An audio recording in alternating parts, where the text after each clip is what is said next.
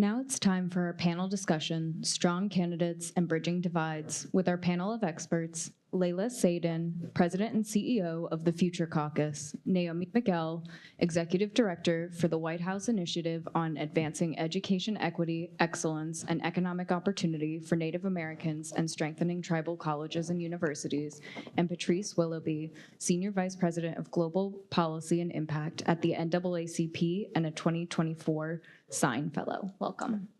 Well, Patrice, Naomi, and Layla, thank you so much for joining us here today. We appreciate it. So I think at the time when we were putting together this event, the 2024 race looked a little different. It looked a lot like the 2020 race, and there were two old white men running for president. Now you have Kamala Harris, obviously a South Asian Black woman running. You have Tim Walz, her VP, much younger, 60 years old, and J.D. Vance, who is a vice president on the vice presidential nominee on the GOP side, much younger, I think under 40 or just turned 40. So, I want to get all three of your takes on how this has really shaken up the race. It seems that now with Kamala Harris at the top of the ticket, Democratic voters in particular are energized. So I just wanted to go down the line, starting with you, Patrice. How has this shaken up the race in your view? Well, first of all, thank you to American for inviting me here today. It's wonderful to see so many young people in the audience. In politics, relatability is critically important, and I think that too often politicians speak political speak, and the shift in this year's election has really energized the electorate because with the addition of Kamala Harris, there's a candidate who's extremely relatable.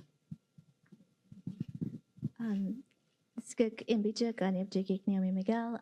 Good afternoon. My name is Naomi Miguel. I think for this question, I'm going to kind of relate back to my community. I was raised by a single mom, raised by my grandma with a lot of strong Native women. I went to an all-women's college in undergrad, and so women have always been empowered and seen in my eyes. So it's really great to see nationally that we're starting to put women back up at the top and in leadership positions. Well, thank you to American and to Sine for having me. I'm Layla Zaidane with Future Caucus. And listen, I'll point us back to the poll that we're all here for, right? The number one trait that young people said they were looking for in their elected leaders is integrity and then authenticity. To your point about somebody coming into the race that people felt like they could relate to, or at least in a lot of ways disrupted this really stale, static matchup that we've all seen before with a new generation, a younger person. She could have passed for a millennial in my eyes. I didn't realize she was that age when she became the nominee. But I think when Vice President Harris became the nominee, it really disrupted something that felt old and inauthentic, and sort of replaced it with a matchup that I think brought a lot of joy and a lot of forward-looking momentum to the conversation. Right. And Layla, you mentioned traits in particular, and I want to get to the issues. Obviously, we know that the issues are very important to this, but do you think, based on, I know you work with an organization that works to get younger people to run for office, and be lawmakers, how much does personality play into this? I mean, it seems that going back to 2016, a lot of these elections have been personality-based. Mm-hmm. Yeah, well, so the reason that I got into this work is because my parents were born in Morocco. They immigrated to this country, and I grew up really proud to be an American. And what was behind that was a love of the opportunities that I had that my family in Morocco didn't. Sure, it mattered that the candidates who were making those decisions were relatable or looked like me, or I felt like I belonged.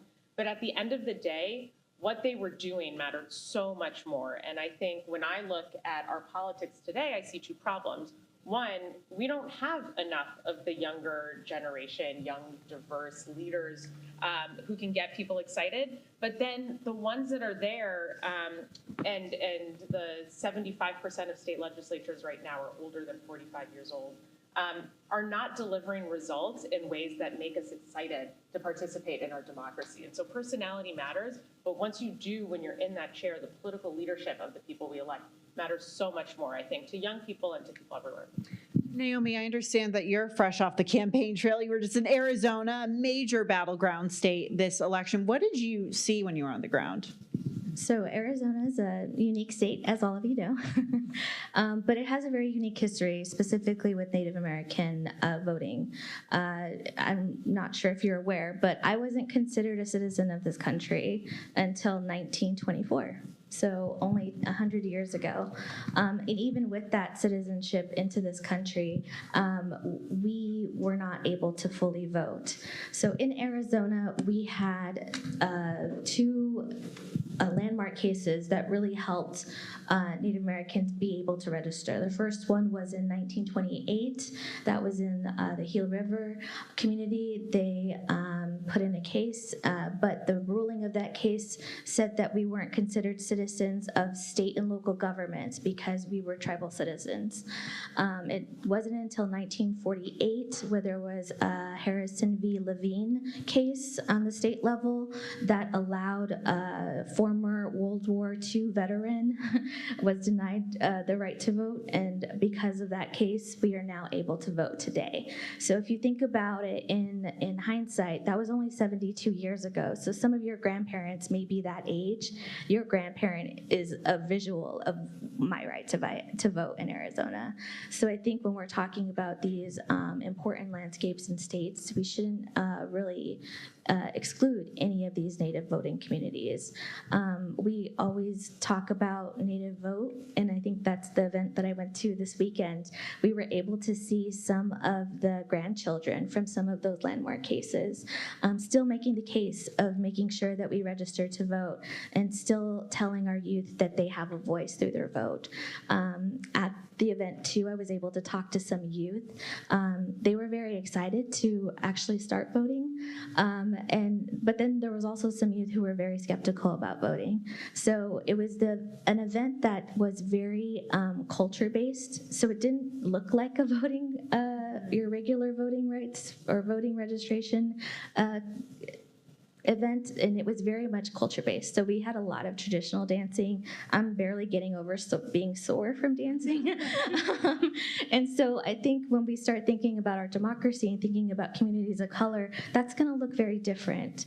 And I think that we're starting to see that more represented in our government. I think being sore from dancing is probably a good problem to have, maybe. Patrice, on representation, Black voters always play a pivotal role in every single election, but just going back to 2020, it was, remarkable to see in the primaries how, Congressman James Clyburn was able to galvanize many Black voters behind Joe Biden, and then in the general election in Georgia in particular, how Black voters showed once again in many ways they are the backbone of the Democratic Party. I wanted to get your sense as to how the NAACP is working to mobilize Black voters this general election, but in particular young Black voters. So in motivating voters, we have to remember that relationships between people in community are critically important. And the NAACP focuses on relational organizing. So that is person to person. We have recruited about 100,000 volunteers over the past couple of months. And we are deploying those folks all across the country and in priority states so that people talk to their neighbors, people talk to members of their church, as well as young people talk to young people. We just completed a poll as well, 14.5 million Black voters. We'll be releasing data on that as well to identify the issues that are important to the electorate and also the messaging and how it's important to speak to those voters, because every message is not for every community. So for example, when we focus on intermittent voters or low propensity voters, voters that are not in every election. We know that the issue of economy is critically important for young people. Higher than that is racism and discrimination. And so how do we talk about and link the importance of voting to those issues that are at the top of people's minds? You know, the poll that the American University and the Sine Institute did, you know, I mentioned this in the last panel, it showed 83% of young voters said they were worried about the state of the democracy. Obviously a pretty bleak number. And it seems that the political, or it is, the political environment in this country is very bleak. I mean, just take this past week as an example, a lot of ugly, untrue claims about immigrants are being voiced at high levels, and then you have a second assassination attempt against a former president and a candidate. You know, I want to get all of your take on how the climate is playing with this voting bloc. And I asked Molly and Doug this earlier. Is it this motivating young voters to get out there and make a difference, to turn this around? Or in your experience, is this show young voters want to, they want to tune this out? They don't want to listen to the noise and the ugliness of all of this. Layla, I'll start with you. Yeah, I know this question of like, well, oh man, things feel so exhausting. Why is that? And you know, you gesture wildly to everything around us. And it would be understandable if young people decided that they were going to check out. It would be the most rational thing if young people decided they were going to sit this one out. And instead, we're seeing them run towards the fire. We're about to release a report as well that we've been tracking year over year the number of young people running for office. And I'm optimistic that when young people today are seeing the problems and the gaps between what's happening in our institutions and what they want to see done, they're no longer just sitting back and waiting for somebody to come in on a white horse and save them. They're raising their hand, they are throwing their hat in the ring, and they are running for office. And so I feel like this is a call to action to young people, and young people are answering the call. Now, the second part of that I would say is it's not enough to just get more young faces and diverse people in office. Recruitment is only half the question. Retention is a big piece of it too. How do we help support younger leaders once they're in office to be the kind of political leaders that we know young people want to see, who have the ability to be open-minded and to work across the aisle on solutions? How do we support them in developing? And so I'm really optimistic and excited about young people this election cycle and in the future. And I think the big call to everyone is how do we help support them and keep them in office to help them have impact? Right. Naomi, what's your take on that? I think we're seeing a generation that has been deeply impacted by our voting. I say that in a sense from the Native youth perspective. With Native youth, especially Native youth who grow up on tribal reservations, you have to deal with the federal government layer of government. You have state level of government, and you have local and county levels of government. We're already talking about 5 layers of government. And then that's not excluding your tribal government setup. For my government, an example, we have 3 different layers. We have our village government, we have our district government, and then we have our overall tribal government. At that point, you're at 9 layers of government. So when you're talking about Native youth, they're always activated in voting, activated in being involved. And I think that that's holistically an Indigenous way of thinking of community, where we are accepting of both youth and elders and being the participating party in developing our government. But I think that that is now being seen on a national level. And I am very excited to see what our youth get involved in and see them excited to be out there talking to each other or even, messaging each other on social media. I think there's an energy there that we're going to see develop even bigger, and I'm very excited to see it. I think that our youth are going to be able to really develop ways to change our government, mainly because they've been impacted so early on of a lot of these policies. Patrice, you've worked for lawmakers and have been involved in organizing. What does your experience teach you, or which direction does it guide you in this moment? So I think we have to look back at history, and both millennials came of age during the financial crisis of 2007, 2008, and then were growing into adulthood during the Obama years. Gen Z, right after, has seen that there are discrepancies between what politicians and electeds say and what they do. So if you sort of put those things together, people have gotten the message that being engaged, activating, being an activist is really useful activity. But social media and other influences have showed people that they need to really engage in order to move the needle. So the question then is how? Clearly, I think that a lot of our messaging about the importance of voting has gotten through. But I also think that because young people don't have the context of history of seeing the democracy go up and down, that is the vulnerability that causes people to disengage. So, historically, at the NAACP, we, of course, believe in that arc of moral history continues to go up.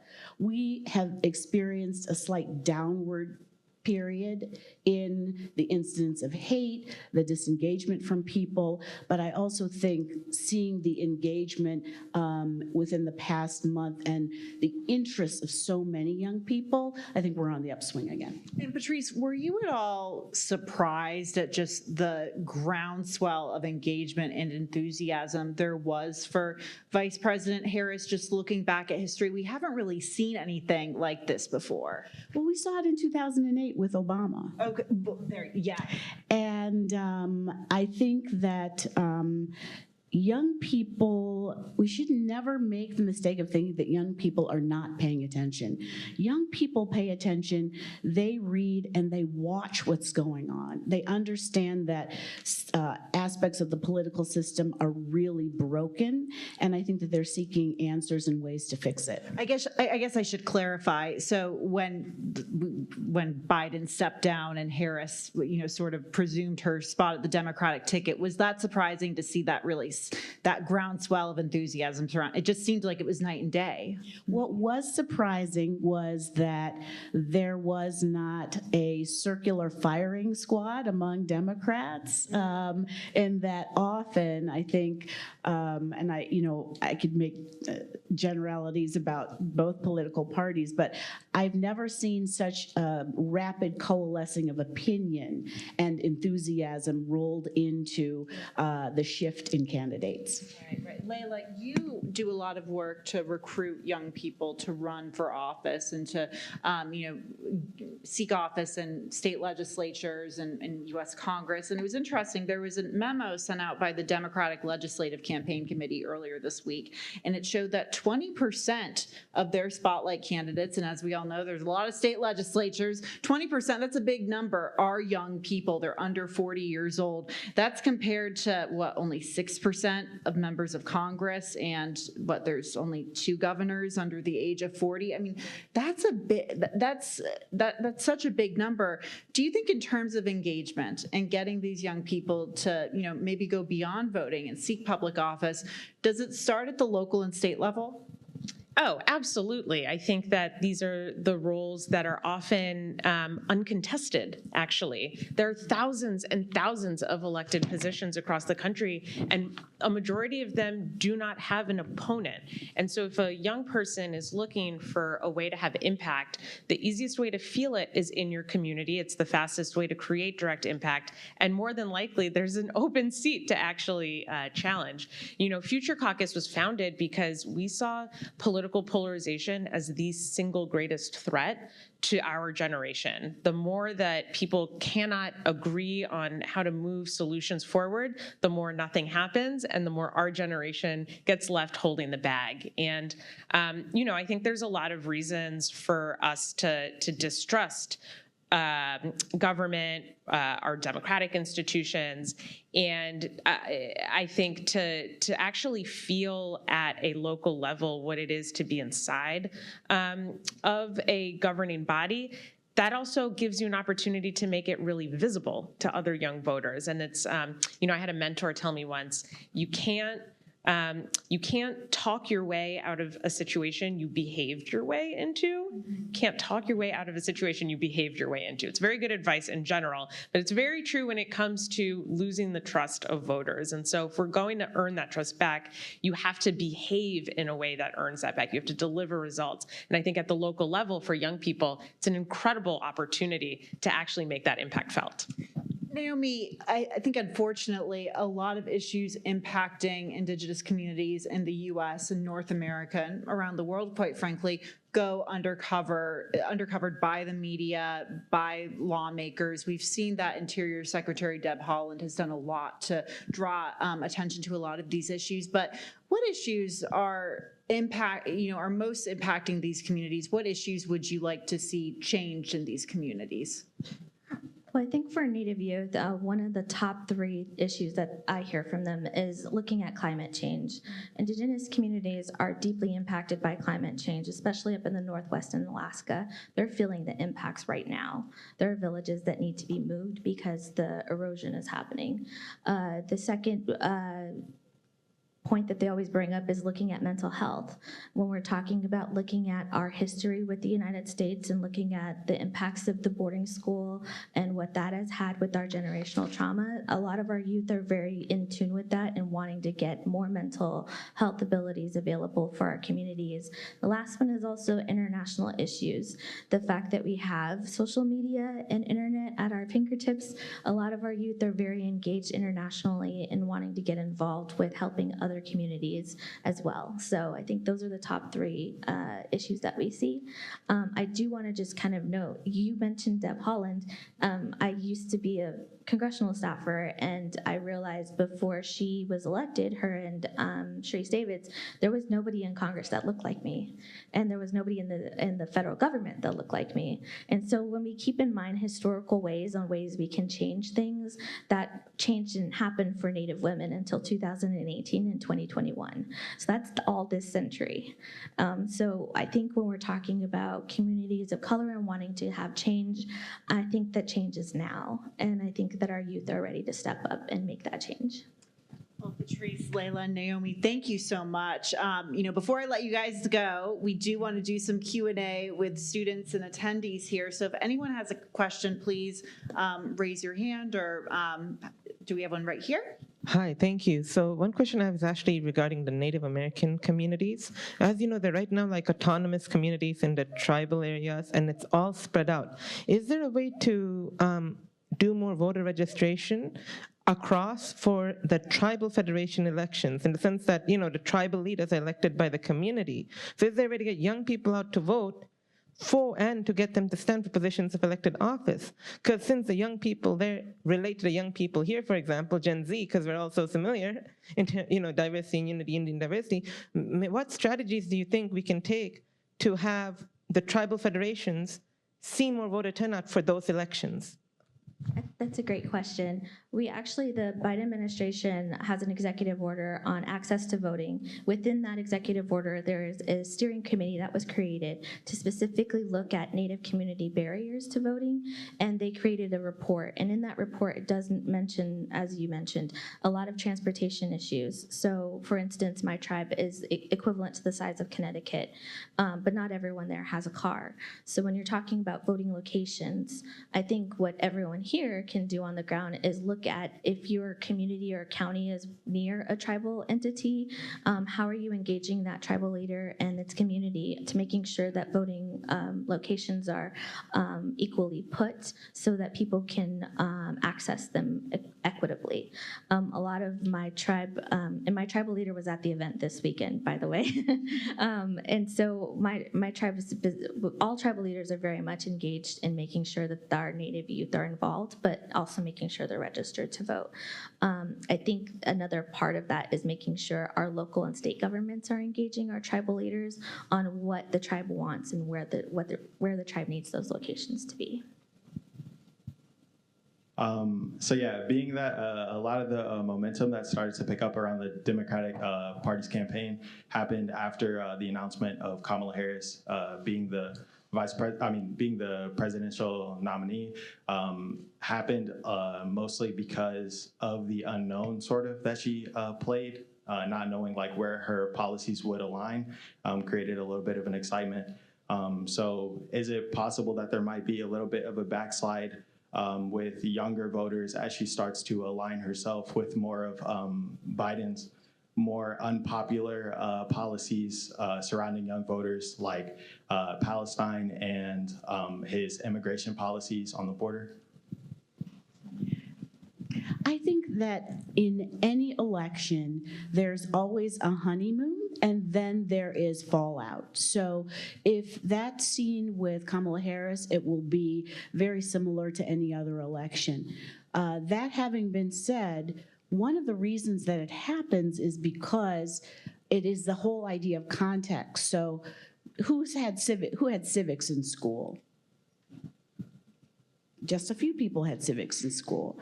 So the whole idea of how government works, how it operates, what candidates and what politicians are actually able to do versus what they promise to do, there isn't a real good level set around that.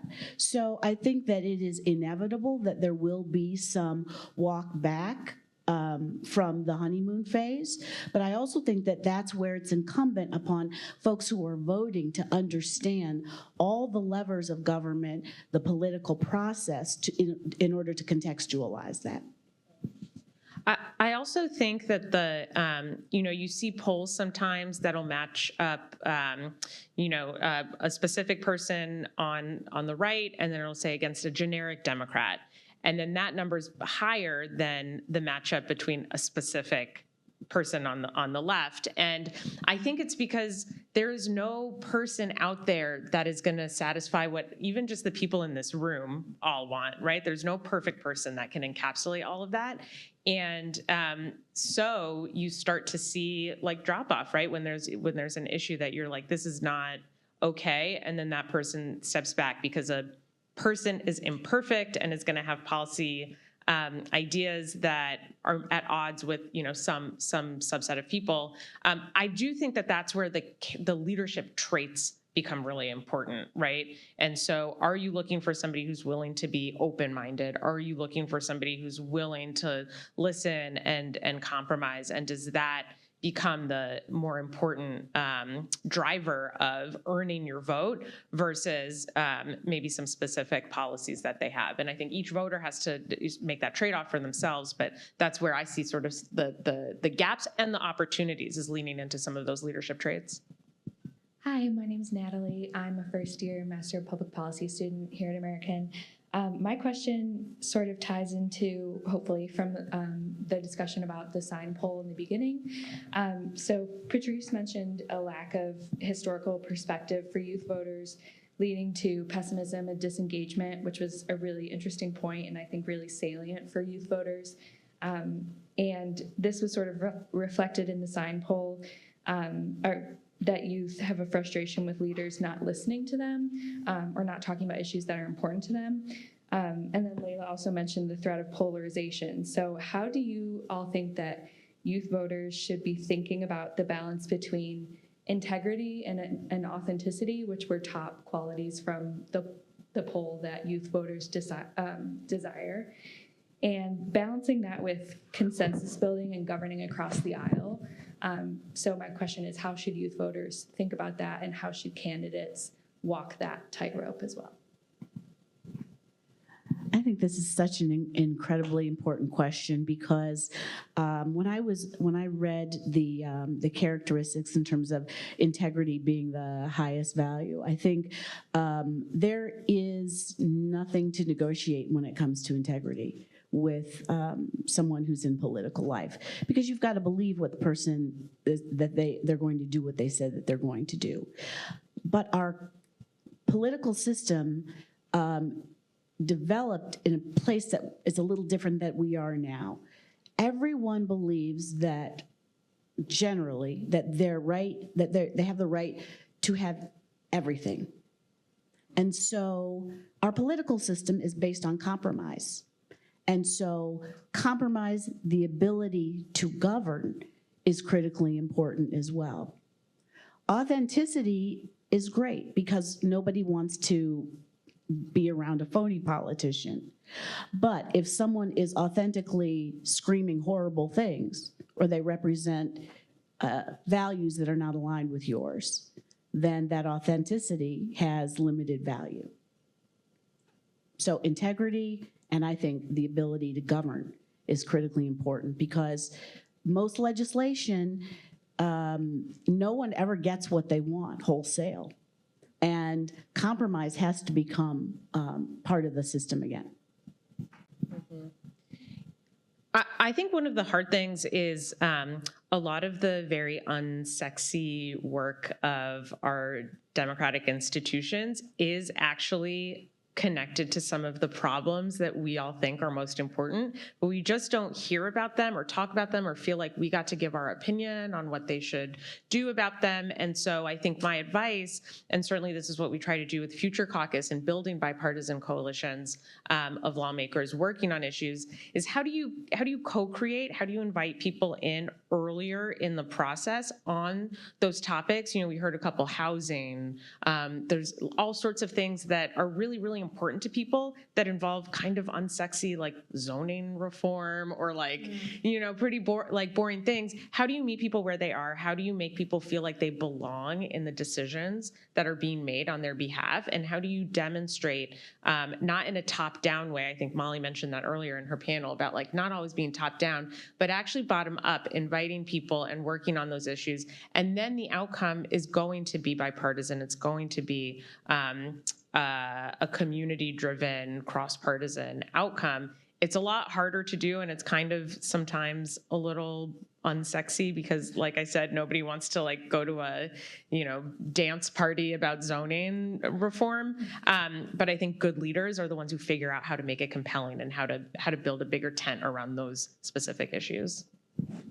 I just want to share a story. It's not specific to voting, but I think it's more specific to leadership and having leaders in these positions. When I first got into this position, the first week I met with Secretary of Education, and in his office he said, okay, what are these top things that you want to do for Indian education? And I listed out all the things that I was able to see happen during the pandemic, things that I even myself experienced as a Native student growing up. And he said, okay, I want you to forget all of those things, and I want you to talk to the stakeholders and talk to your community and find out what they want. And that's the type of leadership that we need. I've been very grateful to work for two different people who have that idea, and that community needs to be involved in our development of policy and government. And I think the more that we create that type of structure in our government, the better we have at getting all of your opinions into our government and being active. I think that's the other piece I'll say. A democracy requires us to have an active constituency. And so I think we need to have both to make sure that we have an equitable and government made of integrity. Okay. Hello, my name is Jada. I'm a junior political science and sociology student at Howard, and we're here with the Howard University Coalition for Good Trouble. Just like to say thank you so much again for having us here. And so we've spoken a lot about young people, and I really want to shift it a little bit to incorporate the intersectionality of young people into this discussion, focusing not just on the fact that we're young, but also race, sexual orientation, gender, just where we're at geographically in the nation. And so a lot of young people, especially young people of color, are registered to vote. Already we have been pre-registered since we were 15, 16 years old, depending on the state. And at Howard, we've been leading a voter registration effort for the past 4 weeks. And so I want to ask how do we focus or shift our narrative from focusing only on voter registration, which a lot of young people are, into actually a language that's enticing and influential and empowering to get people actually to the polls? What strategies in terms of language, but also actions need to take place within our universities, within our churches, within our community groups that's not already happening right now?